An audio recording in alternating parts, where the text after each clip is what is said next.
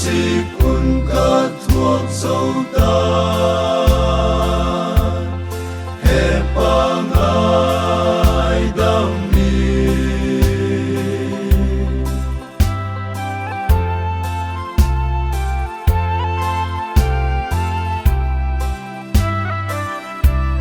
sụt sen lâu thok nama gen sen lâu happy na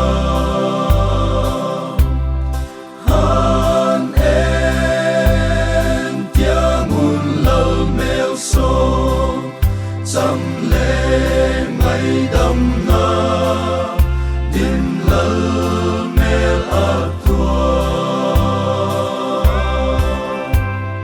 cả lan hùng oi im ca lâu nun em thok đan hi hepa ngai đam hi akit lâu nào thì san in ca tan dấu tai asik un ca thuốc dấu tai hepa ngai đam hi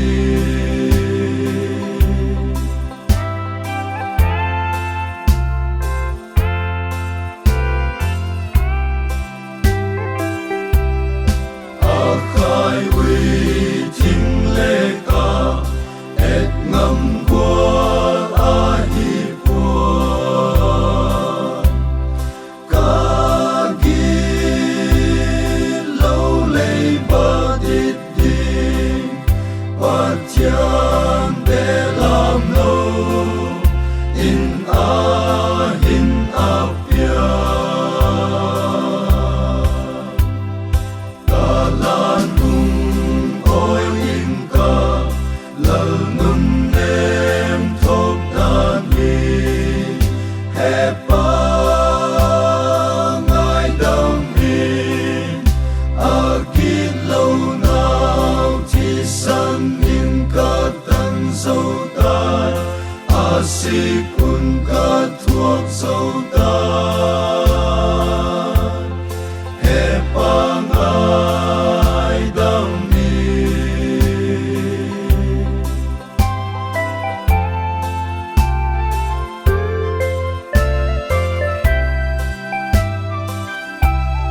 ca ngai Calvary ta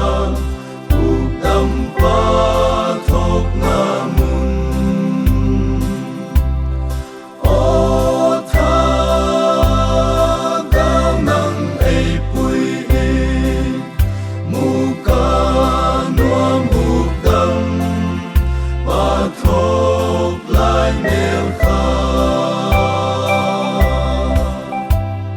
cả lan hùng oi im ca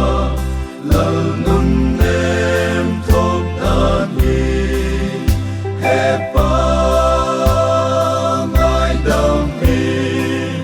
akit lâu nào thì san in ca tan dấu tai asik un ca